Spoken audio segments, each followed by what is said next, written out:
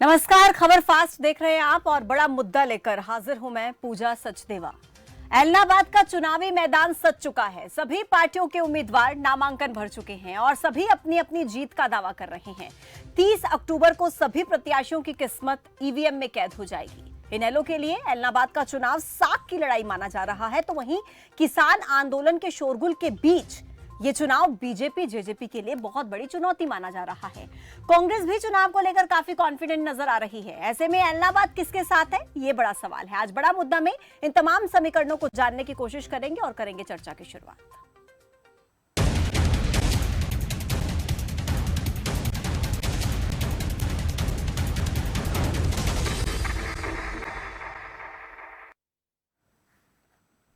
तो एलनाबाद की विधानसभा सीट पर इनेलो के अभय चौटाला और कांग्रेस उम्मीदवार पवन बेनीवाल 7 साल में तीसरी बार आमने सामने होंगे। लेकिन फर्क सिर्फ इतना सा है कि पवन बेनीवाल इस बार बीजेपी के बजाय कांग्रेस से अपनी किस्मत आजमा रहे हैं। 2014-2019 के आम विधानसभा चुनाव में 2 बार पहले दोनों की टक्कर हो चुकी है। वहीं बीजेपी जेजेपी ने इस बार गोविंद कांडा पर भरोसा जताया है, जिन्होंने अभी हाल ही में बीजेपी ज्वाइन की थी। हालांकि गोविंद कांडा सिरसा में पूरी तरह से सक्रिय माने जाते हैं। गोविंद कांडा रानिया विधानसभा सीट से 2 बार चुनाव भी लड़ चुके हैं।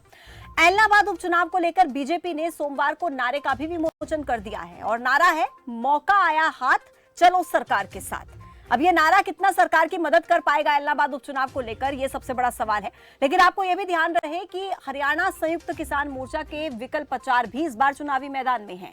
तो ऐसे में क्या किसान नेता की उम्मीदवारी से राजनीतिक समीकरण बदल सकते हैं, ये भी अहम सवाल है। तो आज इन तमाम सवालों को जानने की कोशिश करेंगे, इनके जवाब ढूंढने की कोशिश करेंगे और क्या फिलहाल राजनीतिक समीकरण बनते हुए एलनाबाद में नजर आ रहे हैं, उन तमाम समीकरणों को समझने की कोशिश करेंगे और आखिर किन मुद्दों को लेकर तमाम पार्टियां इस बार चुनावी मैदान में उतरी हैं। इन तमाम मुद्दों पर हम आज चर्चा करेंगे। लेकिन सबसे पहले आपको सुनाते हैं कुमारी सैलजा का बयान और अजय चौटाला ने एलनाबाद चुनाव को लेकर क्या कहा है, वो आप सुनिए। मुकाबला तो देखो, बाकी पार्टियां देखें कि वो कितने पानी में है। कांग्रेस पार्टी तो चुनाव जीतने की ओर अग्रसर है और हम मेहनत कर रहे हैं और करेंगे और लोगों के बीच में रहेंगे। कुछ बातें हैं जिनकी ओर आगे विशेष ध्यान देने की बात है। भारतीय जनता पार्टी के 7 साल बीत गए, विकास नाम की कोई चीज़ नहीं। सबका साथ, सबका विकास नारा दिया जो आज एकदम खोखला हो चुका है। प्रजातांत्रिक तरीके से विरोध करने का अधिकार उनका है, वो करें, परंतु एक समय और सीमा होती है। उस सीमा को ना लांघेंगे तो अच्छा रहेगा उनके लिए भी और हमारे लिए। अब कल कहीं गुरुद्वारे में मत्था टेकने गए, वहाँ पर भी धक्का मुक्की की गई। इस तरीके से तो कल को मैं किसी यहाँ इस संस्थान पे आया हूँ, कल किसी मंदिर मस्जिद में जाऊँगा, वहाँ भी बदतमीजी पे उतारे होंगे, फिर उसी तरह का जवाब दिया जाएगा।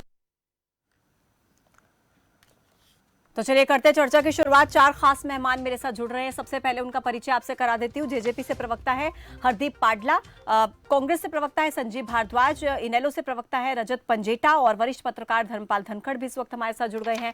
बहुत बहुत स्वागत है। और सबसे पहले चलिए मैं धर्मपाल जी आप ही से शुरुआत कर लेती हूँ।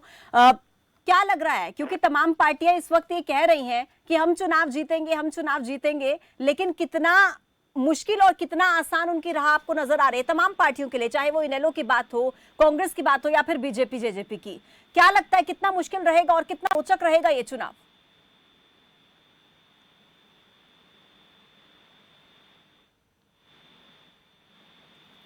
धर्मपाल जी आपकी आवाज मुझे नहीं मिल पा रही है, लगता है कुछ तकनीकी समस्या, उसे दुरुस्त कर लीजिए एक बार। हरदीप जी का रुख कर लेती हूँ। हरदीप जी क्या लगता है कौन जीतेगा उपचुनाव एलनाबाद का? एलनाबाद का उपचुनाव निश्चित तौर पर गठबंधन पार्टी जीतेगी, जो पिछले 2 सालों में गठबंधन सरकार ने दूसरी पार्टियों पर काम किया है। जितने इन्होंने विकास के कार्य किए, निश्चित तौर पर एलनाबाद की जनता गठबंधन सरकार पर अपनी मोहर लगाएगी। क्या मानते हैं कितनी बड़ी चुनौती है इस वक्त कांग्रेस आपके लिए और इनेलो आपके लिए?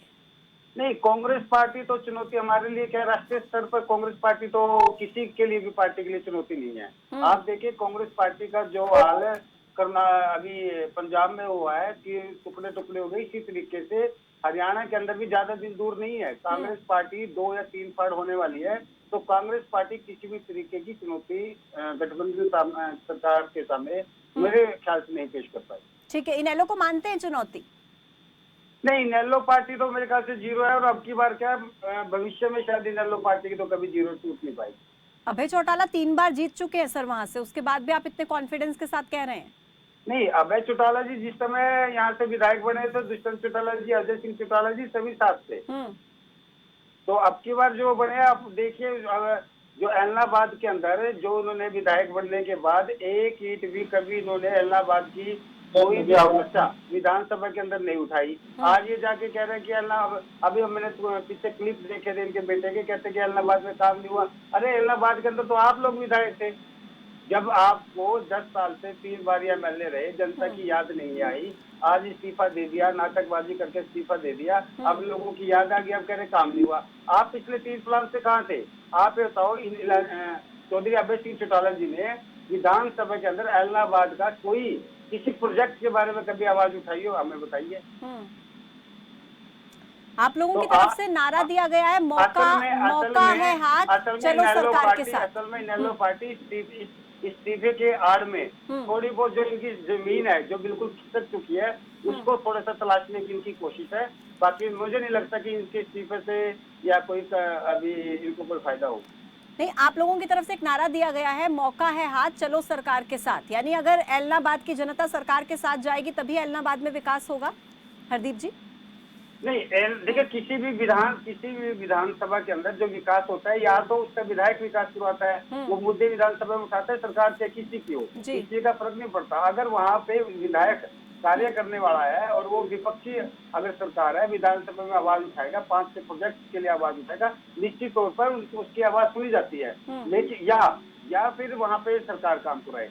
इसीलिए अगर निश्चित तौर पर अगर एलनाबाद के अंदर बीजेपी और जेजेपी गठबंधन का उम्मीदवार होगा तो निश्चित तौर पर आवाज उठाएगा। वो आवाज उठाएगा तो सरकार है उसकी, तो निश्चित तौर पर काम करने में आसानी होती है। ठीक है, मैं लौट रही हूँ आपके पास। लेकिन अगर सरकार भी विपक्ष की हो और एमएलए भी कोई आवाज न उठाए, देखो उस हल्के में काम होना तो मुश्किल हो जाता है। ठीक है, मैं लौटूंगी आपके पास। धर्मपाल जी भी लगातार मेरे साथ जुड़े, उनकी आवाज नहीं मिल पा रही थी। धर्मपाल जी, मेरी आवाज मिल पा रही है आपको अभी?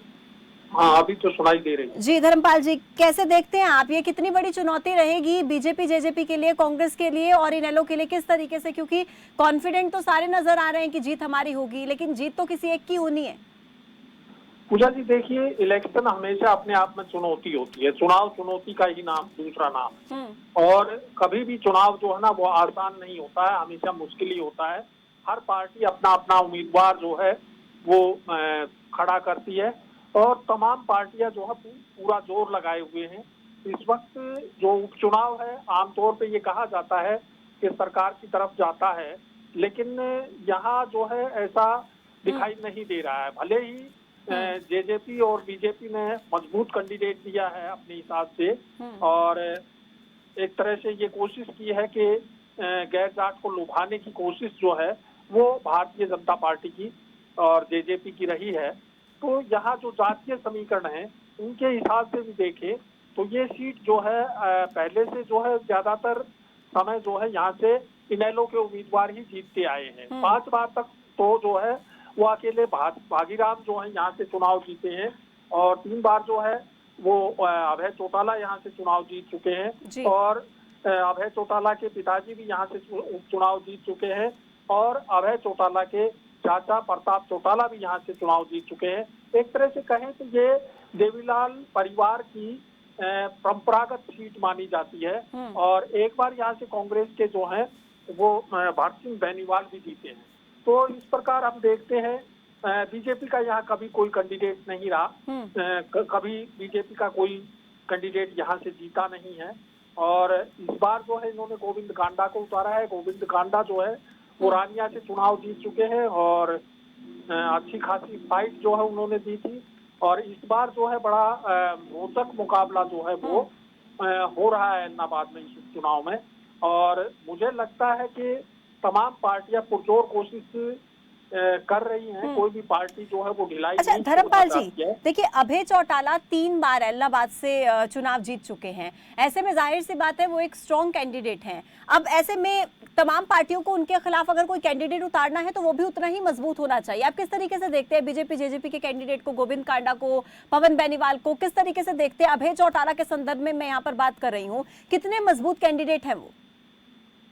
देखिए अभय चौटाला अपने आप में मजबूत कैंडिडेट है और चूंकि देवीलाल परिवार की ये परंपरागत सीट रही है, इस बार जो चुनौती जो दिखाई दे रही है, जो देवीलाल परिवार में जो इनेलो दो फाड़ हो गई थी, जेजेपी और जो है इनेलो के बीच में बंटवारा हो गया था, और जेजेपी जो है इस बार बीजेपी की तरफ खड़ी हुई है।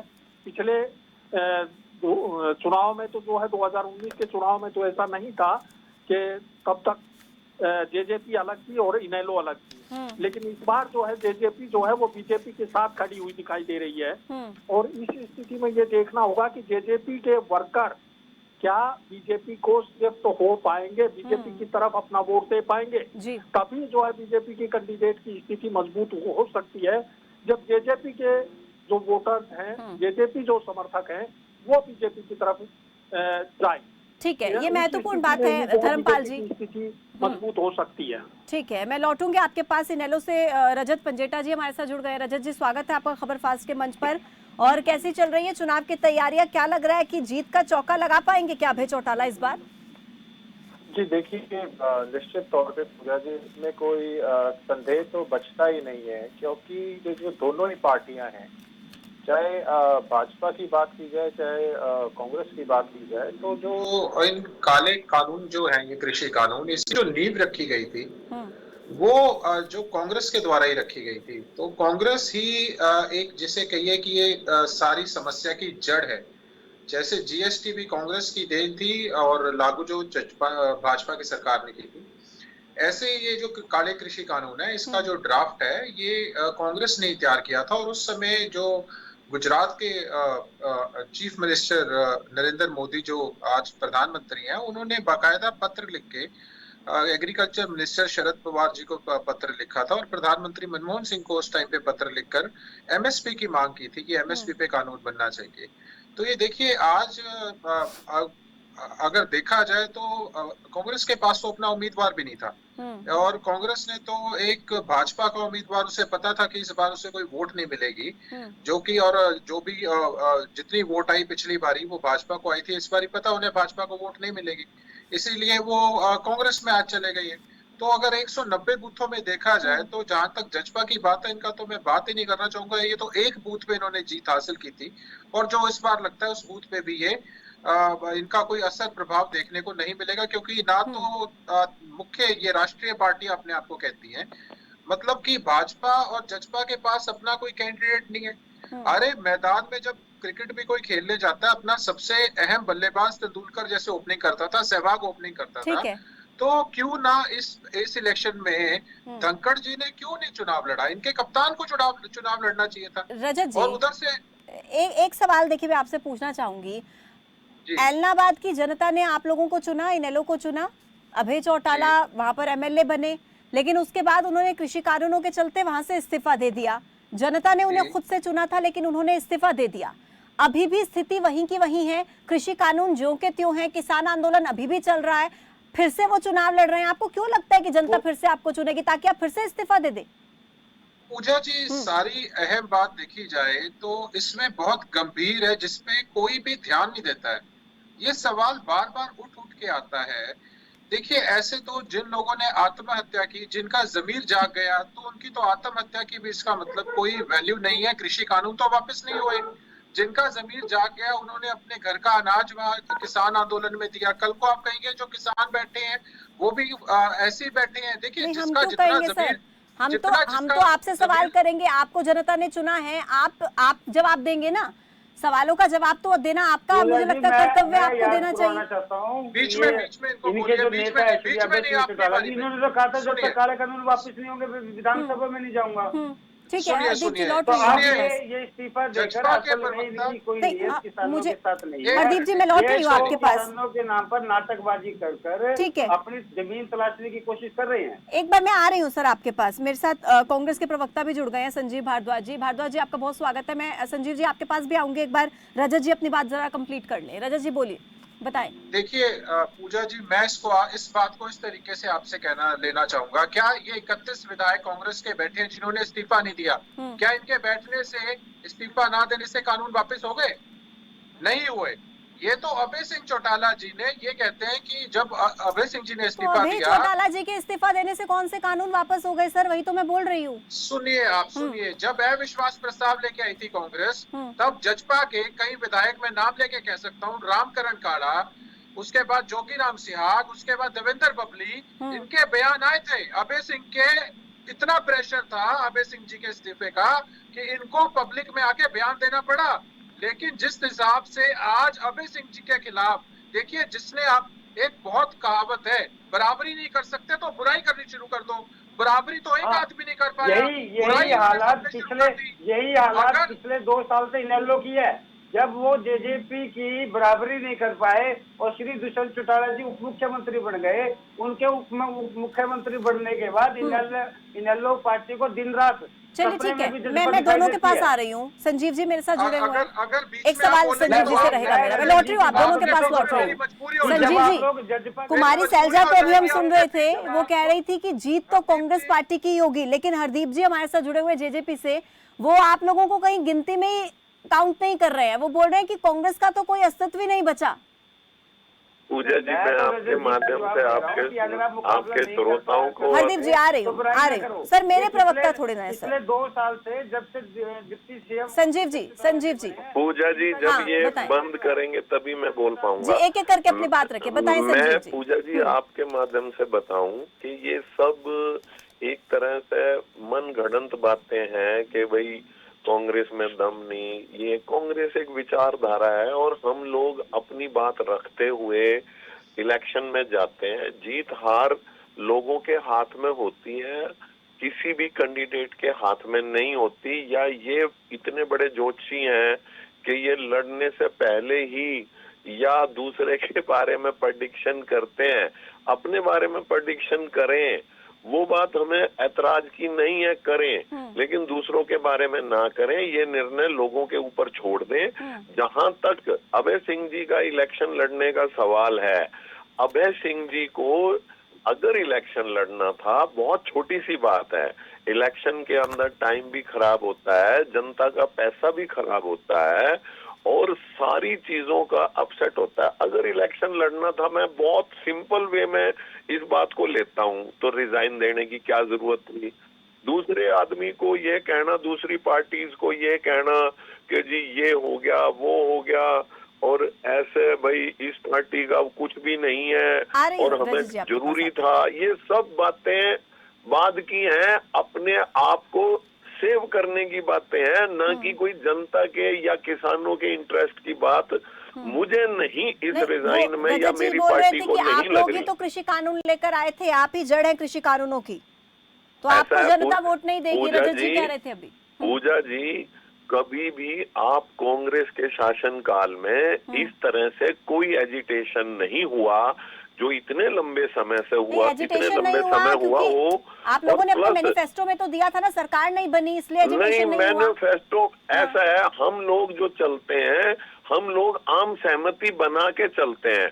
यदि हमारी कोई प्रपोज्ड कोई भी कानून होता है और जिनके ऊपर या जिनके लिए बनाया जाता है, वो अगर उसको पसंद नहीं करते या वो राजी नहीं होते, तो हम उस कानून को नहीं लागू करते।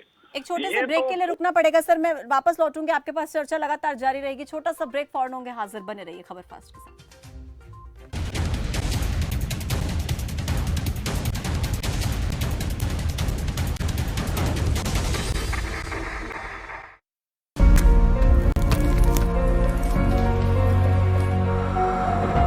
ਜਦੋਂ ਪਰਾਲੀ ਸਾੜਦੇ ਆ ਤਾਂ ਹਵਾ ਵਿੱਚ ਕਾਲਖ ਦੇ ਕਣ ਰਹਿ ਜਾਂਦੇ ਨੇ। ਇਸ ਦਾ ਕੋਵਿਡ ਮਹਾਮਾਰੀ ਨਾਲ ਕੀ ਸੰਬੰਧ? ਖੋਜ ਤੋਂ ਪਤਾ ਚੱਲਦਾ ਹੈ ਕਿ ਪ੍ਰਦੂਸ਼ਕਾਂ ਵਿੱਚੋਂ ਕਾਲਖ ਦਾ ਕੋਵਿਡ ਤੇ ਸਭ ਤੋਂ ਜ਼ਿਆਦਾ ਪ੍ਰਭਾਵ ਪੈਂਦਾ ਹੈ। ਤਾਂ ਹੀ ਤਾਂ ਜਦੋਂ ਪਿਛਲੇ ਸਤੰਬਰ ਤੋਂ ਨਵੰਬਰ ਵਿੱਚ ਪਰਾਲੀ ਸਾੜਨ ਨਾਲ ਹਵਾ ਵਿੱਚ ਕਾਲਖ ਦੀ ਸੰਖਿਆ ਦਰ ਸਭ ਤੋਂ ਜ਼ਿਆਦਾ ਹੋਈ ਤਾਂ ਕੋਵਿਡ ਦੇ ਕੇਸ 10 ਗੁਣਾ ਵੱਧ ਗਏ। ਪਰਾਲੀ ਸਾੜਨ ਦਾ ਨਤੀਜਾ ਕਾਲਖ ਕਣਾਂ ਦਾ ਪ੍ਰਦੂਸ਼ਣ, ਮਤਲਬ ਕੋਵਿਡ ਨੂੰ ਸੱਦਾ। ਤਾਂ ਸਮਝਦਾਰੀ ਕਿਸ ਵਿੱਚ ਹੈ? ਇਹ ਗੱਲ ਸਾਰੇ ਸਮਝ ਲਓ। ਪਰਾਲੀ ਸਾੜਨਾ ਮਤਲਬ ਪ੍ਰਦੂਸ਼ਣ, ਮਤਲਬ ਕਰੋਨਾ ਹੋਰ ਵੀ ਖਤਰਨਾਕ। ਤਾਂ ਹੀ ਤਾਂ ਕਹਿੰਦੇ ਹਨ, ਪਰਾਲੀ ਨਾ ਸਾੜੇ ਜੋ, ਸਭ ਤੋਂ ਸਮਝਦਾਰ ਉਹ। ਹੁਣ ਆਪਣੀ ਮਨਪਸੰਦ ਮਸ਼ੀਨ ਕਿਰਾਏ ਤੇ ਲੈਣਾ ਸੌਖਾ ਤੇ ਸਸਤਾ ਹੋ ਗਿਆ ਹੈ। iKhet ਐਪ ਹੁਣੇ ਡਾਊਨਲੋਡ ਕਰੋ।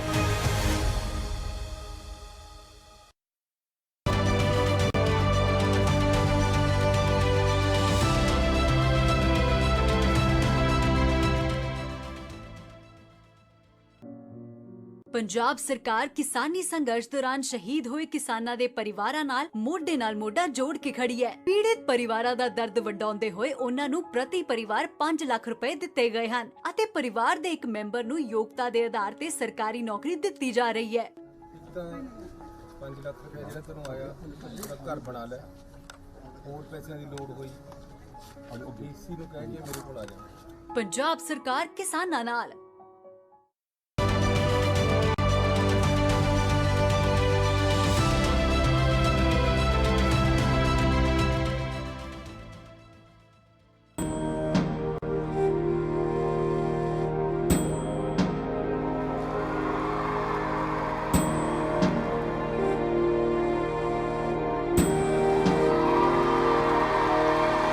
अब बच्चा बच्चा देशभक्ति पढ़ेगा, अब बच्चा बच्चा देशभक्त बनेगा।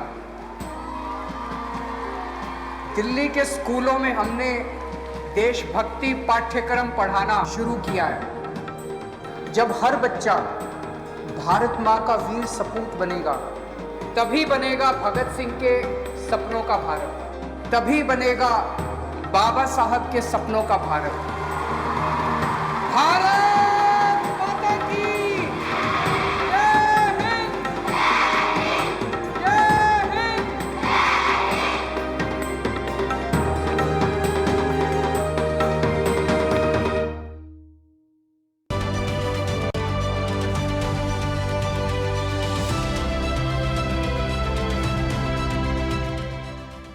खास जड़ी बूटियों से बना पेट सफा आयुर्वेदिक चूर्ण आज ही ले आएं। पेट सफा पहली रात से ही असर दिखाता है और इसकी आदत भी नहीं पड़ती। पेट सफा हर रोग दफा। जीत मिलती है ठोस इरादे से, बेजोड़ लगन से, कड़ी मेहनत से,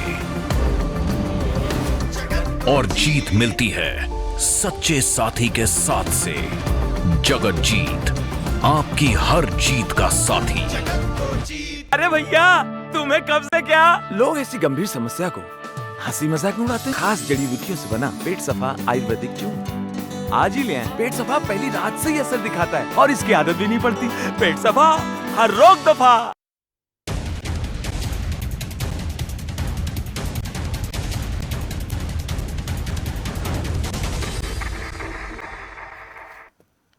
स्वागत है। ब्रेक के बाद तो चर्चा लगातार जारी है, किसके साथ होगा ऐलनाबाद। चारों मेहमान मेरे साथ जुड़े हुए हैं। सीधा रुख करती हूँ रजत जी का। रजत जी, आप कुछ कह रहे थे, अपनी बात भी रखिएगा, लेकिन साथ में मेरे सवाल का जवाब भी दीजिएगा कि आप जनता के बीच विकास के मुद्दे को लेकर जाएंगे या किसान आंदोलन आपके पास एक मुख्य मुद्दा है? देखिए पूजा जी, पहले मैं एक एक करके सारी बातों का जवाब दूंगा। आपकी बात का किसान आंदोलन तो निश्चित तौर पे मुद्दा है ही है, और लोगों ने कथनी और करनी भी देख ली। धर्मपाल जी, आ रही हूँ आपके पास। कौन सिर्फ बयान देते हैं, कौन सिर्फ बातें करते हैं, और कौन करने के जब टाइम आता है तो जिसने कोई अच्छा काम किया हो किसानों के लिए तो लोग उसमें बुराई, ये जो पार्टियां बैठी हैं ये बार बार कहती हैं, कभी कहती हैं उंगली कटा के शहीद हो गया। यार इतना ही आसान है तो आप भी उंगली कटा लो भैया। ये आपके पास उंगली है नहीं, कोई दिल नहीं है, कोई जिगर नहीं है, कोई संवेदना नहीं है। किसानों के पक्ष में आइए, कुछ कीजिए। ये बार बार कहते हैं कि राजनीतिक फायदे के लिए ये अभय सिंह जी ने इस्तीफा दिया है। अरे यहाँ पे ये इतने प्रवक्ता, मुझे पता नहीं इन लोगों को किसने बना दिया। ये यहाँ बैठे हैं, इनको अच्छी तरह पता है 3 साल पड़े हैं हरियाणा में चुनाव के लिए। क्या राजनीतिक फायदे की बात करते हैं ये लोग? क्या अगर आप ये देख लीजिए, 25 सितंबर को रैली हुई थी जींद के अंदर, 3-3 किलोमीटर 4-4 किलोमीटर लोग पैदल चल के पहुंचे, लाखों की संख्या में लोग थे वहां पे। अगर आप किसी के लिए कोई काम अच्छा करेंगे, बीच में आपको टोकने का किसी ने हक नहीं दिया। रुकिए रजत जी, डिबेट की गरिमा को बनाकर रखिएगा। आपकी बूथ के अंदर 0 आई है जी। चुनाव के अंदर जब जेजेपी पार्टी ने पहला चुनाव लड़ा था, आपके कैंडिडेट की एक नहीं, कम से कम 50 बूथों के अंदर 0 आई थी। आज भी आपकी विधानसभा के अंदर 0 है। आप किसकी बात करते हो? आपके नेता जैसी भाषा का प्रयोग करते हैं। आप भी वैसी, आपको ऐसी शिक्षा दी है आपके नेताओं ने? कैसी आपका भाषा जवाब प्रयोग दूं? कर रहे हो आप? आपका सवाल खत्म हो गया हो तो हरदीप जी आपका जवाब दूं? आप सबसे पहले तो भाषा अपने सर शांति के साथ प्लीज, मर्यादा के साथ डिबेट की गरिमा को बनाए रखिए, आराम से एक एक करके अपनी बात रखिए। आपकी पार्टी की ठीक है भाषा में आपको इशारा कर दिया दिला। सर, किसने किसको प्रवक्ता बनाया? आप बैठ करके प्रवक्ता की ड्यूटी तो निभाई है ना सर। रजत जी, सवालों का जवाब दीजिए प्लीज। आप अपनी भाषा को थोड़ी संयम रखिए, थोड़ा सीखिए बोलना। आप अपने नेताओं की भाषा बोल रहे हैं, उन्होंने पार्टी का बट्टा बोलोगे आपकी पार्टी का, और आप बिल्कुल इसको जीरो पे लाके खड़ा कर कौन सी भाषा गलत बोल दी? एक शब्द बता दीजिए जो अमर्यादित था। ठीक है रजत जी प्लीज मुझे बताइए कि आपके पास किसान आंदोलन के अलावा कोई मुद्दा है ऐलनाबाद चुनाव के लिए या फिर नहीं? सारी पार्टी की भाषा चली है। अगर आपका एक बूथ पे भी जीत आ गई हरियाणा के अंदर, मैं प्रवक्ता से यहाँ कभी बैठूंगा नहीं। अगर आपके अगले इलेक्शन में अरे आप क्या बात कर रहे हैं? आपके नेता ने तो पहले कहा था डॉक्टर अभिमन्यु जीत गया तो मैं इस्तीफा दे दूंगा। ठीक है सर, मैं धर्मपाल जी के पास जाती हूँ, मैं लौटूंगी आप दोनों के पास। जाकर थोड़ा सा पानी वानी पीजिए सर आप प्लीज। आपकी तो मुझे पता है, धर्मपाल जी, 10 बार कह दिया। धर्मपाल जी, छोड़ दूंगा। किसान नेता विकल्प प्रचार की भी एंट्री हो गई है इस चुनाव में। प्लीज सर मुझे सवाल करने दीजिए धर्मपाल जी से प्लीज। जब तक काले कानून वापस नहीं होंगे मैं विधानसभा। हरदीप जी, रजत जी प्लीज। दो और मेहमान भी हमारे साथ जुड़े हुए हैं, वो भी शांति का परिचय दे रहे हैं। कांग्रेस के प्रवक्ता भी जुड़े हुए वरिष्ठ पत्रकार हैं। सर प्लीज एक एक करके अपनी बात रखिए प्लीज सर। रजत जी आ रही हूँ आपके पास, मैं पूरा वक्त दे तो रही हूँ सर आपको बोलने का, दूसरों के बारे में मत बोलिए सर प्लीज। कुछ तो आपने कुछ अच्छा काम करना नहीं, दूसरों में कमियां निकालनी। धर्मपाल जी किसान नेता की भी एंट्री हो गई है विकल्प प्रचार की। क्या लग रहा है कि अब राजनीतिक समीकरण कुछ बदल सकते हैं क्या उनकी एंट्री के बाद? धर्मपाल सर मुझे फेडर डाउन करना पड़ेगा सर प्लीज सर, मुझे सवाल करने दीजिए। किसानों के समर्थन में, किसानों की मांगों के समर्थन में आपका संयम से बोल रहा है। फेडर डाउन कर दीजिए। नहीं आ रहा कौन क्या बोल रहा है पूजा जी? बिल्कुल बताए जो राजनीतिक फायदा उठा हो सकता है होगा, नहीं हो सकता नहीं होगा। लेकिन अभय चौटाला ने इस्तीफा दे करके चौधरी देवीलाल की परंपरा का निर्वाह किया है। तो दूसरी बात यह है कि अभय चौटाला के पास बेशक तमाम मुद्दे हैं, ऐसा नहीं है कि उनके पास कोई मुद्दा नहीं है। किसान आंदोलन अपने आप में बहुत बड़ा मुद्दा है और 3 कृषि कानून जो है वो अपने आप में बहुत बड़ा मुद्दा है। इसलिए वो उनके सामने मुद्दों की कोई कमी नहीं है। सरकार की बेकायदगियां, प्रदेश सरकार की बेकायदगियां जो है वो भी एक बहुत बड़ा मुद्दा है और वो कांग्रेस के सामने भी मुद्दा है और वो दूसरे लोगों के सामने भी मुद्दा है। जहाँ तक भारतीय जनता पार्टी की बात है, उनके पास भी अपना कोई उम्मीदवार नहीं था, इसलिए वो भारतीय जनता पार्टी समर्थन लेने से मना कर रही थी। अपनी बारी का तो इंतजार कीजिए, थोड़ा सा तो पेशेंस दिखाइए। चरित्र और चेहरे की बात कर रही थी, आज वो चाल चरित्र और चेहरा कहा गया।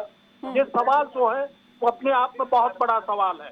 और जहाँ तक बात है कांग्रेस की, कांग्रेस ने भी उम्मीदवार जो है वो अपना उम्मीदवार उतारने की बजाय गलती से जो अभी महीना 1.5 महीना पहले बीजेपी छोड़ करके कांग्रेस में आए हैं उनको अपना उम्मीदवार बनाया है। तो पार्टियां इस तरह अदला बदली करती रहती हैं।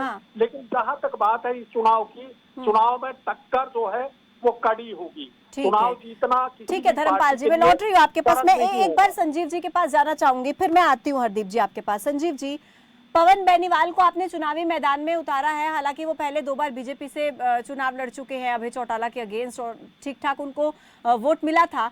क्या आपको लगता है, क्योंकि आप पर सवाल ये भी उठाए जा रहे हैं कि आपके पास अपना कोई कैंडिडेट नहीं था, पवन बेनीवाल को आपने चुनावी मैदान में उतार दिया, लेकिन क्या आपको लगता है पवन बेनीवाल के चुनावी मैदान में उतरने से अभय चौटाला को कड़ी टक्कर मिल पाएगी क्या?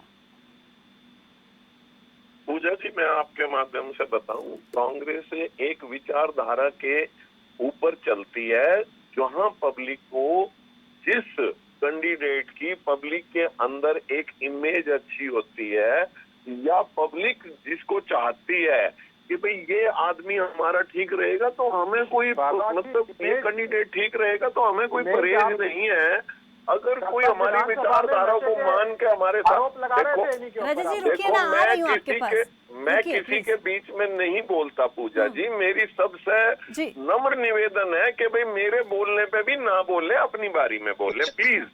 मैं ये पूजा जी आपके माध्यम से ये कहना चाह रहा हूँ कि विचारधारा के तहत हमारे सब शीर्ष नेता, शैलजा जी हमारी अध्यक्षा हैं, उन्होंने डिसीजन लिया, हुड्डा साहब हमारे CLP लीडर हैं, उन्होंने सबने बैठ के एक मत से उनका कैंडिडेचर पवन बेनीवाल जी का फाइनल किया और लोगों की इच्छा के अनुरूप किया। जो वहाँ इलाहाबाद के लोगों ने कहा कि ये कैंडिडेट सर, इनेलो भी यही कह रही है, अभय चौटाला को जनता ने चुना है इसलिए चुनावी मैदान में उतारा। आप भी यही कह रहे हैं, पहले ही जनता ने बता दिया कौन कौन सा कैंडिडेट उतारी। पूजा जी, हाथ कंगन को आरसी क्या, हिंदी पढ़े को फारसी क्या, जो ये डिसीजन अब क्या कोई कुछ भी कहे, टीवी पे बैठ के आपके माध्यम से कुछ भी बोले, मुझे इस बात का कोई औचित्य नजर नहीं आता। अगर किसानों के लिए रिजाइन दिया था और दोबारा ही इलेक्शन लड़ना था तो रिजाइन देने का मतलब क्या था, ये आम जनता के भी समझ में नहीं आ रहा और हम लोगों के भी नहीं आ रहा। अब उनकी सोच है अभय सिंह जी की, तो उसमें हम क्या बोले, उनका निर्णय है। अब पब्लिक के सामने ये सारी बातें हैं, वो निर्णय तो पब्लिक ने लेना है ना, अंतिम निर्णय 2 नवंबर को हो जाएगा क्लियर पब्लिक ने क्या निर्णय लिया है। हरदीप जी, गोविंद कांडा को आप लोग उम्मीदवार बनाएं, ये भी क्या इलाहाबाद की जनता ने आपको सुझाव दिया या खुद पार्टी का डिसीजन है? देखिए, गोविंद कांडा जी गठबंधन के उम्मीदवार है और जिस तरीके से पार्टी की जो इलेक्शन कमेटी होती है, उनका जो फैसला होता है सब सोच समझ के फैसला लेते हैं अपने अपने हिसाब से। और जहाँ तक मैं इनेलो की बात मैं बोलता हूँ, जो ये कह रहे हैं कि हम चुनाव में उतरेंगे, मैं तो इनसे एक बात पूछना चाहता हूँ कि आप तीन बार जिस हल्के से विधायक रहे हो और उन्हीं के सुपुत्र जाके हल्के में ये कहें कि इलाहाबाद का बुरा हाल है, इलाहाबाद में कुछ नहीं हुआ, इन्हें कहने से पहले ये तो सोचना चाहिए कि इनके अर्जुन चौटाला जी के पिताजी MLA है वहां से 3 बार से। ये किस मुद्दे पे जा रहे हैं घूम घूम के, वीडियो क्लिप इनके देखना, इनेलो पार्टी के वोट मांगने का जो तरीका है, मुझे तो हंसी आती है इनके ऊपर। जब ये लोग कहते हैं इलाहाबाद में कुछ नहीं हुआ, इलाहाबाद का बुरा हाल है, अरे विधायक तो आप थे, अगर इलाहाबाद का इतना बुरा हाल है तो आपने विधानसभा में मुद्दे क्यों नहीं उठाए इनके? तो इसीलिए आज बात बताएं हरदीप जी, फिलहाल गठबंधन को क्या लगता है? क्योंकि जी मैं आज बता दूं, आज का जो वोटर है, पढ़ा लिखा वोटर है, वो अभी दूध की बातों में नहीं आता, उन्हें पता है ये सब कि इस्तीफा की जो शोशेबाजी की है, इससे कोई इनको फायदा होने वाला नहीं है। एक सवाल हरदीप जी, एक सवाल मैं आपसे पूछना चाहती हूँ, को रोजगार चाहिए, किसान बाहुल्य इलाका है इलाहाबाद, काम चाहिए, एक सवाल पता है हरदीप जी, सवाल रोजगार जो युवा है, रोजगार के प्रति सरकार ने। हरदीप जी, एक सवाल मेरा आपसे रहेगा, किसान बाहुल्य इलाका है इलाहाबाद और कृषि कानूनों के चलते ही वो सीट खाली हुई है फिर से, और जिस तरीके से किसान आपके खिलाफ इस वक्त प्रदर्शन कर रहे हैं, लामबंद हो रखे हैं, क्या आपको लगता है कि ऐसे किसान आंदोलन के शोरगुल के बीच आपको एक बात क्लियर करना चाहता हूं, पूरे हरियाणा के अंदर किसानों का रजत जी, आप अपनी बारी का इंतजार कीजिए ना प्लीज, आप इस डिबेट में इस तरीके से मत कीजिए सर, प्लीज थोड़ा सा इंतजार कीजिए, मैं आऊंगी आपके पास। इनको खुद ही बता रहा हूँ कि दूसरे के बीच में बोलने मैं जब आपके पास आऊंगी आप बताइएगा, आपको जिसको जो बताना है बताइएगा तब, पर अभी उनको बोलने दीजिए। बताएं हरदीप जी। बोल रहे थे, मैं इनको इसीलिए बोल रहा हूँ कि किसी के बीच में रजत जी वही कह रहा हूँ कि चलो मैं आपको बताता हूँ, अब ये कह रहे कि पूरे हरियाणा के अंदर गठबंधन सरकार का कहीं किसान विरोध नहीं कर रहे, ये सब विरोध क्या बात कर रहे हैं सर? रुकिए, मैं एक मिनट रुकिए, आप कह रहे हैं किसान कहीं विरोध नहीं कर रहे हैं, आपको मेरे को लगता है मुझे अजय चौटाला की एक बार फिर से वो बाइट सुनानी पड़ेगी। शुरुआत में मैंने सुनाई, वो खुद इस बात को मान रहे हैं कि किसान जिस तरीके से विरोध कर रहे हैं, सरकार को भी बदनाम करने की कोशिश। सुनिए हरदीप जी, किस तरीके से सरकार को बदनाम किया जाए और जो इनकी जमीन इनकी बिल्कुल साफ हो चुकी है, उनको तलाशने की इनकी कोशिश है। नहीं हरदीप जी, आप क्या कह रहे हैं? किसान आपका विरोध नहीं कर रहे क्या? किसान विरोध नहीं कर रहे क्या गठबंधन का? सर सवाल तो सुनिए सर प्लीज, आप लोग सवाल सुन नहीं रहे हैं, जवाब दिए जा रहे हैं, बिना ब्रेक की गाड़ी की तरह चले जा रहे हैं। सर हरदीप जी, आपने कहा किसान विरोध नहीं कर रहे हैं, किसान गठबंधन का विरोध नहीं कर रहे हैं कि इस वक्त आपके सभी कार्यक्रम करने दे रहे हैं किसान, कोई विरोध नहीं हो रहा हरियाणा में? जी मैं यही कह रहा हूँ, किसान हमेशा शांतिपूर्ण तरीके से आंदोलन करता है, किसान कभी तोड़फोड़ नहीं करता, किसान कभी किसी पुलिस वाले पे हमला नहीं करता। ये जितनी शरारत कर रहे हैं इनेलो और कांग्रेस के जो पदाधिकारी हैं, आप देख रहे हैं बीजेपी पुलिस के अंदर, वो सारी ये कार्रवाई कर रहे हैं। और ये आप ये बताओ, किसान क्यों अभी गुरुद्वारे के अंदर से बीजेपी के पदाधिकारी के साथ दुर्व्यवहार हुआ? क्या एक किसान किसी के साथ ऐसा कर सकता है? ये इनकी नियत रही है, हमेशा इनकी नियत रही है। आज इनके पास कहने को कोई मुद्दा नहीं है, तो इस तरीके से तोड़फोड़ मचवा के, असली में इनका पूरा मकसद है कि हरियाणा के अंदर अव्यवस्था की जाए, अफरा तफरी की जाए, और कोई मुद्दा इनके हाथ में लग जाए ताकि इनको कहने के लिए कुछ मिल जाए। रजत जी, अब इनको बोल दीजिए मैडम पूजा जी कि ये मेरे बीच में ना बोले, संयम से सुने। पहले तो जब तक ये समस्या को एक्नॉलेज नहीं करेंगे कि समस्या है, ये तो समस्या मान ही नहीं रहे कि 3 कृषि काले कानूनों की वजह से 700 के आसपास किसान जो है वो शहादत दे चुके हैं अपनी। इनके कानों पे जू नहीं रेंग रही। ये किसानों का दर्द समझने के बजाय बात इधर उधर घुमाई जा रही है। अगर विरोध नहीं हो रहा तो अब ये वीडियो क्लिप की बात कर रहे थे, मुझे नहीं पता ये कौन सी वीडियो क्लिप देखते हैं कौन सी नहीं देखते। आज जो इनका उम्मीदवार है वो ना तो भाजपा का उम्मीदवार है ना जसपा का उम्मीदवार है, ना यानी दोनों पार्टियों के पास कैंडिडेट ही नहीं था। बाहर से वो कैंडिडेट बुला के लेके आए, सबसे ज्यादा सिक्योरिटी में वो निकल रहा है और हर जगह उसका विरोध हो रहा है। रजत जी, आप मुझे सबसे पहले बताइए आपके कितने विधायक है विधानसभा में इस वक्त?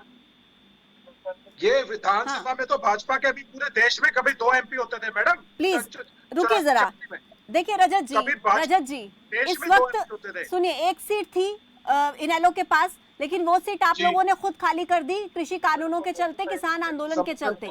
अब इस वक्त ये साख का सवाल है एलनाबाद में। पूजा जी, किसी ना किसी को तो आगे आना था। मैंने आपको तभी कहा कि ये जो हुड्डा जी और ये कांग्रेस के लोग कहते हैं कि विधानसभा में आके लड़ाई लड़नी चाहिए थी, विधानसभा में आवाज उठानी चाहिए थी, यानी ये कांग्रेस वाले भी मानते हैं कि अभय सिंह जी है जो आवाज उठा सकते हैं। दूसरा ये सवाल आपसे यही है कि क्या आपको लगता है एलनाबाद का उपचुनाव अगर अभय चौटाला जीत जाते हैं, अगर इनेलो पार्टी जीत जाती है, तो आपको लगता है आने वाले विधानसभा चुनाव में जिसको अभी 3 साल का वक्त बाकी है, उस वक्त पर क्या कुछ राजनीतिक समीकरण बदलेंगे क्या इस एलनाबाद की सीट से? यही सवाल है मेरा आपसे। जी अभी आप बिना टोके, मैं क्योंकि मैं एक उसको पूरे पॉइंट तक पहुंचना चाहता हूँ, आप मेरी पूरी बात सुनिएगा फिर आपको उसका अर्थ समझ में आएगा। बीच में काउंटर क्वेश्चंस आएंगे तो करने पड़ेंगे सर। नहीं कोई बात नहीं, मैं काउंटर क्वेश्चंस को इनको भूलिए कि मैं किसी के बीच में नहीं बोलता। जब हुड्डा जी ये कहते हैं कि अभय सिंह जी ने सरकार की मदद करी, गलत कहते हैं। अभय सिंह जी ने जो अविश्वास प्रस्ताव लेके आए थे, अभय सिंह जी ने कहीं ना कहीं दबाव डाला था जजपा के विधायकों पे। इसीलिए मैंने शुरुआती आर्गुमेंट किया था, उसी लिए जजपा के विधायकों के बयान आए थे। बबली जी ने कहा था कि लोहे के अंडरगारमेंट बना के घुसना पड़ेगा, कहीं ना कहीं उन पे दबाव था, समर्थन में बोल रहे थे। आज तो नैतिकता के तौर पे कांग्रेस को अपना उम्मीदवार ही नहीं खड़ा करना चाहिए। किसान आंदोलन में जो बार बार किसानों की मांग थी कि अपना इस्तीफा दीजिए और हमारे साथ आइए, जिताने की गारंटी आगे किसान लेता, लेकिन किसी में हिम्मत नहीं हुई कोई इस्तीफा देते। बयान जरूर आए लोगों के, ये अभय सिंह जी के दबाव की वजह से आए, अभय सिंह के इस्तीफे की वजह से आए। पूरे देश में 4216 MLA, एक भी MLA ने इस्तीफा नहीं दिया। ये बार बार आह्वान जो किया था ये किसानों ने किया था, सब पे प्रेशर था। अब हुड्डा जी कह रहे थे कि अगला विधानसभा सत्र आएगा। अरे अगला विधानसभा सत्र आएगा, हम देख लेंगे ये क्या कर लेंगे। ये सरकार की मदद नहीं कर रहे 6 महीने के लिए, ये हर 6 महीने में सरकार की मदद नहीं कर रहे। ये 3 साल तक हुड्डा जी ने 3 साल तक रोक काट दिया। अब कोई भी विधायक जो है ये इस्तीफा देने के लिए आगे नहीं आएगा। ठीक है, ये मदद कर दिया को। संजीव जी के पास जाऊंगी। संजीव जी, रजत जी काफी देर से कह रहे हैं कि हम लोगों ने कम से कम वो बीड़ा तो उठाया कि हम लोगों ने इस्तीफा दिया, आप लोगों से तो वो भी नहीं बन पाया। ऐसा पूजा जी, मैं रजत जी की किसी बात को ये मना नहीं करूंगा, लेकिन मैं एक बात रजत जी को आपके माध्यम से बता दूं, लोगों पे बेवजह बोझ डालना, कितना खर्चा एक इलेक्शन में होता है बेवजह। अगर वो अगर रहना ही था तो मुझे नहीं समझ में आया कि रुकिए ना रजत जी, अब उनकी बारी, आप फिर बीच में बोल रहे हैं। मेरे को एक छोटा सा आ रही हूँ, मैं आपके पास आती हूँ, है मेरे पास वक्त, मैं आ रही हूँ आपके पास। आज आप कर रहे हैं बात सुन के, आप तो बड़े शांत रहने वाले व्यक्ति हैं, दूसरे की बात सुन के अपनी बारी में जवाब दें प्लीज। मैं ये कहना चाह रहा हूँ कि जब इनको विधानसभा में रहना ही था और लोगों के मुद्दे उठाने थे, इस बात का क्या लॉजिक था कि 6 महीने बाद दोबारा भी इलेक्शन लड़ना है, रिजाइन भी देना है, तो उससे क्या साबित हुआ? मुझे तो ये नहीं समझ में आता। आम पब्लिक ये बात तो पूछेगी कि भाई अभी तो तीनों कानून भी वापस नहीं हुए, लोग उसी तरह से बेचारे अन्नदाता सड़कों पे बैठे हुए एजिटेशन कर रहे हैं। हमारी पार्टी से जितना मैक्सिमम हम कर सकते हैं, हम हर किसान के, हर अन्नदाता के दुख दर्द को समझते हुए सड़कों पे भी हैं और विधानसभा में भी हैं, पार्लियामेंट में भी हमने पूरी आवाज उठाई, पार्लियामेंट के बाहर भी पूरी आवाज उठा रहे हैं। तो इस तरह से किसी के बारे में ये सर्टिफिकेट रजत भाई ना दें कि वो क्या कर रहे हैं, वो क्या कर रहे हैं। हम तो ये कह रहे हैं कि अगर इलेक्शन ही लड़ना था तो रिजाइन देने का मतलब क्या था? आप इस बात को तो मुझे लगता है मानते होंगे, अपनी सीट छोड़ना, एक ही सीट थी इनेलो के पास, अपना पद छोड़ना इतना आसान तो नहीं होता। देखिए पूजा जी, मैं आपके माध्यम से एक छोटी सी बात आपसे भी पूछूं, रजत भाई से पूछूं, भाई सीट छोड़नी थी तो इनकी पार्टी में रजत जी भी थे और भी थे, उनको लड़ा देते, अपने आप किसी आम वर्कर को लड़ा देते, अपने आप वहाँ किसान आंदोलन में बैठते, वो बात भी चलो जम जाती। जब खुद ही जाना था तो क्या बात जम रही है? ठीक है संजीव जी, एक छोटे से ब्रेक का वक्त हो गया है। मैं फिर से लौटूंगी आपके पास, आ रही हूँ आपके पास भी आऊंगी। एक छोटा सा ब्रेक और ब्रेक के बाद फौरन होंगे हाजिर। बने रहिए खबर फास्ट के साथ।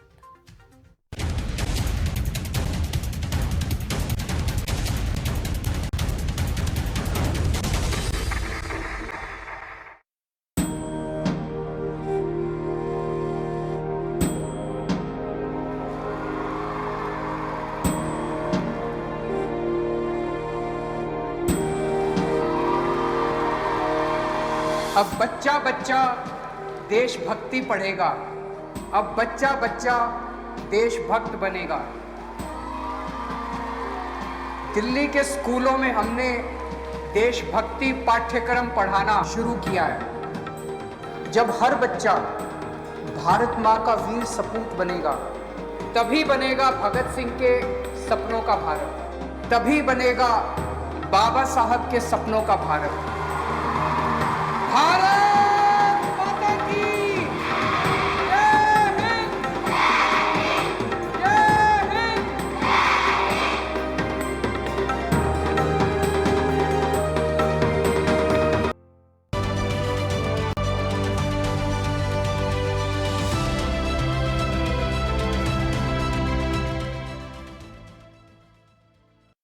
ਮੁੱਖਮੰਤਰੀ ਚਰਨਜੀਤ ਸਿੰਘ ਚੰਨੀ ਦੀ ਅਗਵਾਈ ਵਾਲੀ ਪੰਜਾਬ ਸਰਕਾਰ ਨੇ ਭਾਰਤੀ ਪੁਰਸ਼ ਹਾਕੀ ਟੀਮ ਦੇ ਪੰਜਾਬੀ ਖਿਡਾਰੀਆਂ ਨੂੰ ਟੋਕੀਓ 올림픽 ਵਿੱਚ ਸ਼ਾਨਦਾਰ ਪ੍ਰਦਰਸ਼ਨ ਲਈ ਸ਼ਾਬਾਸ਼ੀ ਦਿੰਦਿਆਂ ਉਹਨਾਂ ਦੀ ਇੱਛਾ ਅਨੁਸਾਰ ਸਰਕਾਰੀ ਨੌਕਰੀ ਦੇਣ ਦਾ ਐਲਾਨ ਕੀਤਾ। ਜੋ ਬਣਨਾ ਚਾਹੁੰਦੇ ਹੋ ਵੀ ਆਰ ਵਿਦ ਯੂ, ਤੁਹਾਡੀ ਆਪਣੀ ਚੁਆਇਸ ਹੈ। ਤੁਸੀਂ ਪੀਸੀਐਸ ਲੱਗਣਾ ਕਿ ਡੀਐਸਪੀ ਲੱਗਣਾ, ਉਹ ਤੁਹਾਡੇ ਤੇ ਹੈ। ਇਹਨਾਂ ਦੇ ਨਾਮ ਤੇ ਇੱਕ ਪੰਜਾਬ ਦੇ ਵਿੱਚ 11 ਸਟੇਡੀਅਮ ਬਣੇ। ਇਸ ਦੇ ਨਾਲ ਹੀ ਮੁੱਖ ਮੰਤਰੀ ਚਰਨਜੀਤ ਸਿੰਘ ਚੰਨੀ ਨੇ ਖਿਡਾਰੀਆਂ ਦੇ ਨਾਮ ਤੇ ਸਟੇਡੀਅਮ ਬਣਾਉਣ ਦਾ ਐਲਾਨ ਵੀ ਕੀਤਾ। ਖੇਡਾਂ ਨੂੰ ਉਤਸ਼ਾਹਿਤ ਕਰ ਰਹੀ ਤੁਹਾਡੀ ਆਪਣੀ ਪੰਜਾਬ ਸਰਕਾਰ।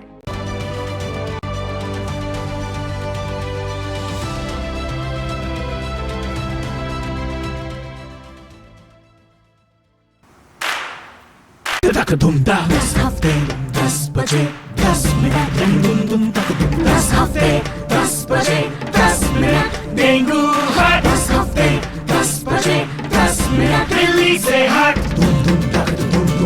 इस बार भी पानी जमा न होने देंगे। होगा तो उड़ेल देंगे, बदल देंगे, तेल डाल देंगे। Know if no but. 10 हफ्ते 10 बजे 10 मिनट, डेंगू हट 10 हफ्ते 10 बजे 10 मिनट, दिल्ली से हट। चल हट परे हट चल हट, और डेंगू दिल्ली से हट। इस बार भी डेंगू को हराना है। 10 हफ्ते 10 बजे 10 मिनट फिर से अपनाना है। हर रविवार डेंगू पर वार। 10 हफ्ते 10 बजे 10 मिनट, डेंगू हट 10 हफ्ते 10 बजे 10 मिनट, दिल्ली से हट।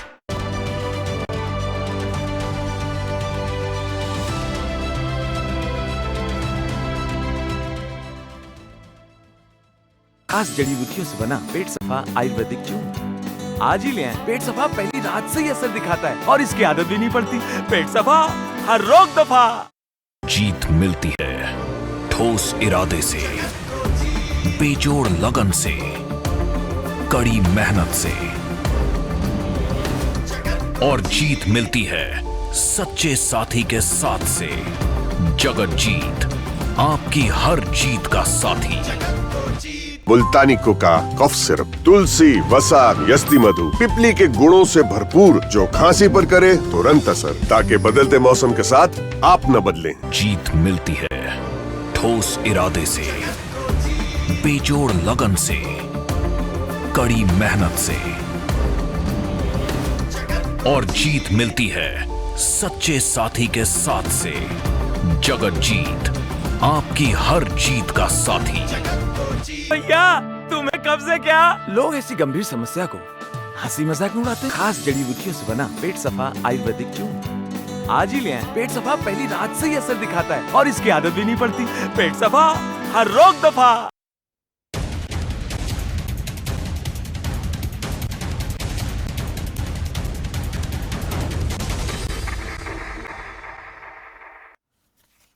तो स्वागत है। ब्रेक के बाद चर्चा लगातार जारी है कि ऐलनाबाद की जनता आखिर किसका साथ देगी। बीजेपी जेजेपी के साथ जाएगी या फिर अभय चौटाला को फिर से एक बार जीत का चौका वहां से देखने को मिलेगा, या फिर कांग्रेस जो काफी कॉन्फिडेंट इस बार दिखाई दे रही है उसको मौका देती है ऐलनाबाद की जनता। ये देखने वाली बात रहेगी। चर्चा लगातार जारी है। चारों मेहमान इस वक्त मेरे साथ जुड़े हुए हैं। सीधा मैं धर्मपाल जी का रुख करूंगी। धर्मपाल जी, फिलहाल हम देख रहे हैं जिस तरीके की परिस्थितियां फिलहाल प्रदेश में बनी हुई हैं, उसके अलावा अब जगदीश नेहरा फिलहाल कांग्रेस में शामिल हो गए हैं, रमेश भादु हैं वो बीजेपी में शामिल हो गए हैं। यानी कि ऐलनाबाद के उपचुनाव से पहले जो इस तरीके का फेरबदल कांग्रेस बीजेपी में नजर आ रहा है, क्या लगता है इसका कुछ असर देखने को मिल सकता है क्या ऐलनाबाद की जनता पर, उपचुनाव पर?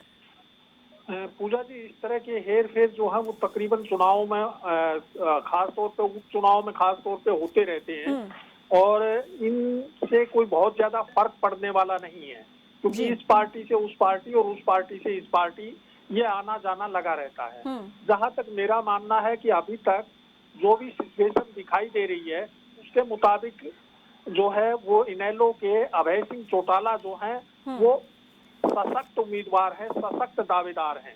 बाकी लोग भी मुकाबले में है ऐसा नहीं है, लेकिन सबसे ज्यादा सशक्त दावेदार जो अब तक की जो उनकी पृष्ठभूमि है, जो ऐलनाबाद की चुनावी इतिहास को देखें तो सबसे मजबूत दावेदार जो हैं वो अभय चौटाला हैं।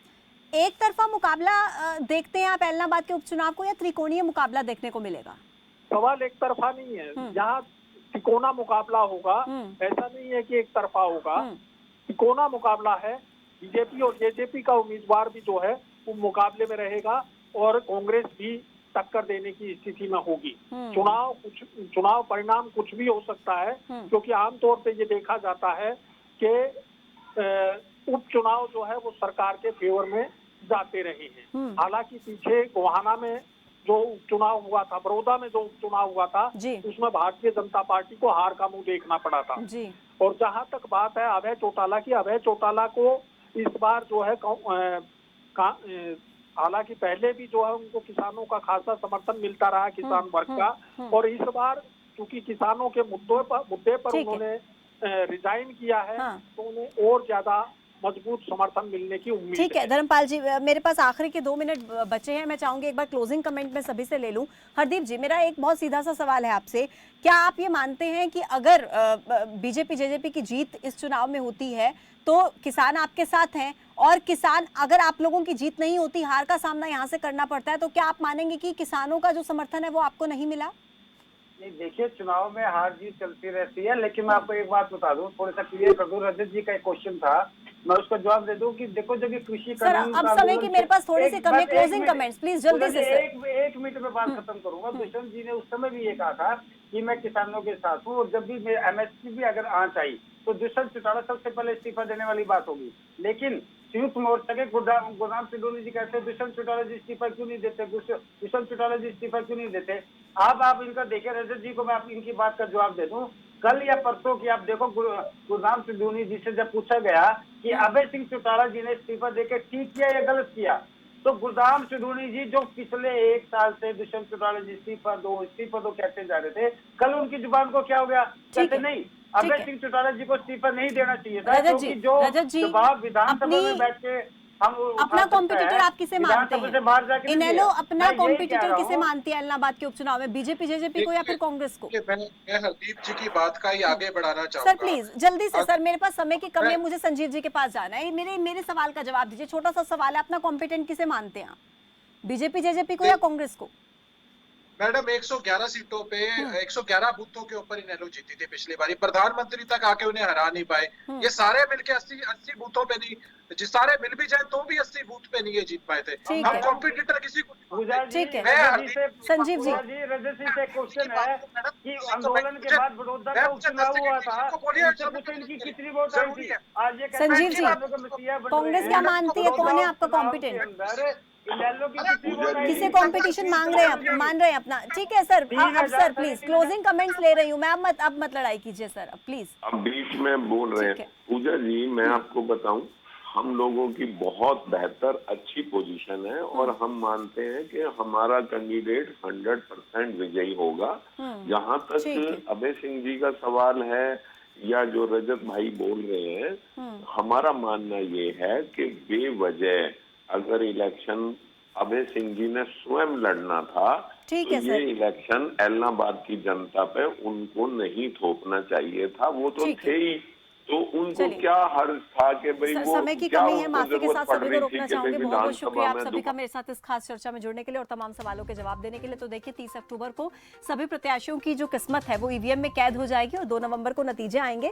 फिलहाल जो माहौल बनता दिख रहा है इलाहाबाद उपचुनाव को लेकर वो काफी दिलचस्प नजर आ रहा है और लग रहा है कि मुकाबला इस बार त्रिकोणीय रहने वाला है। हालांकि जनता किसे जीत वहां पर दर्ज करवाएगी, किसे कुर्सी पर बिठाएगी, इसे जानने के लिए थोड़ा सा इंतजार करना पड़ेगा। 2 नवंबर तक का पल पल का अपडेट हम आप तक पहुंचाएंगे। फिलहाल रुक रहे कुछ देर के लिए, आप बने रहिए खबर फास्ट के साथ। नमस्कार।